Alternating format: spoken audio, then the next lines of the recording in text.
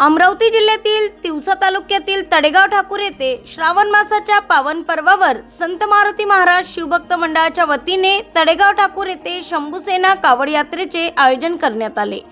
हर हर महादेव बोलबम आणि ओम नमः शिवायच्या जयघोषाने परिसर भक्तिमय झाला। 16 ऑगस्ट रोजी सायंकाळी संत मारुती महाराज मंदिरापासून सुरू झालेली कावड यात्रा धामंत्री येथील नागेश्वर मंदिरात पोहोचली। पहाटे पावन नदीतून 61 कलशात पवित्र जल भरून तब्बल 32 किलोमीटरची पायदळ कावड यात्रा काढण्यात आली। सुमारे 700 फूट लांबीच्या कावडीसह शिवभक्तांनी तडेगाव ठाकूर गाठले। तळेगावात परतल्यानंतर विविध मंदिरात कावडधाऱ्यांचे स्वागत करण्यात आले। संत मारुती महाराज मंदिरात पावन नदीतून आणलेल्या पवित्र जलाने शिवपिंडीवर अभिषेक करण्यात आला। यात्रेत तडेगाव ठाकूरसह अकोला येथील युवक व शिवभक्त मोठ्या संख्येने सहभागी झाले। ललित मारबदे, पूर्वेश मेहरे यांच्यासह हर्षल आहाके, आदित्य मेहरे, पंकज मरसकोल्हे, रोशन धुर्वे, जय टाकतोडे, रोहन मालगावे, कुणाल उके, अभिषेक पोटफोडे, हेमंत काळसरपे यांच्यासह शिवभक्तांची उपस्थिती होती। ब्युरो रिपोर्ट एमबी न्यूज महाराष्ट्रातील बातमीपत्र तिवसा येथून आमचे प्रतिनिधी सुनील घोरमाडे।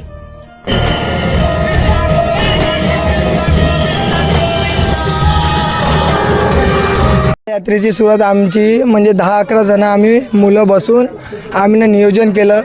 त्यानंतर सगळ्या गोष्टी म्हणजे मूर्ती किती फुटाची करायची, त्यानंतर कावड किती फुटाची करायची, त्यानंतर साऊंड काय काय लावायचं, जे बाहेर गावावरून आम्ही मुलं बोलवतो त्यांच्यासाठी जेवण खाण्याची व्यवस्था कशी करायची, काय करायची।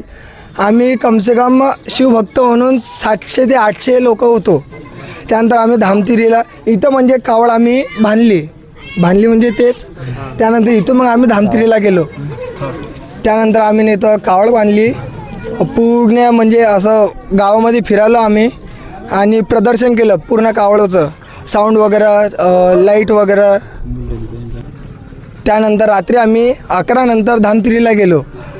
तिकडे गेल्यास आम्ही त्यानंतर तिकडं आम्ही ना गेल्याबरोबर तर सर्वात आधी फ्रेश वगैरे झालो। त्यानंतर पूजापाठ वगैरे केली, चाय नाश्ता केला, मग तिकडून आम्ही निघालो। तर आमची कावड जी होती ते 51 भरण्याची होती आणि आम्ही रात्री 3-3:30 वाजता ते धामतिरीमधून तिकडून पायी निघालो। त्यानंतर आम्ही तळेगावमध्ये 9 वाजता एंटर झालो। त्यानंतर पूर्ण गावामध्ये फिरून आम्ही जलाभिषेक केला। प्रत्येक मंदिरात जाऊ जलाभिषेक केला आम्ही ना।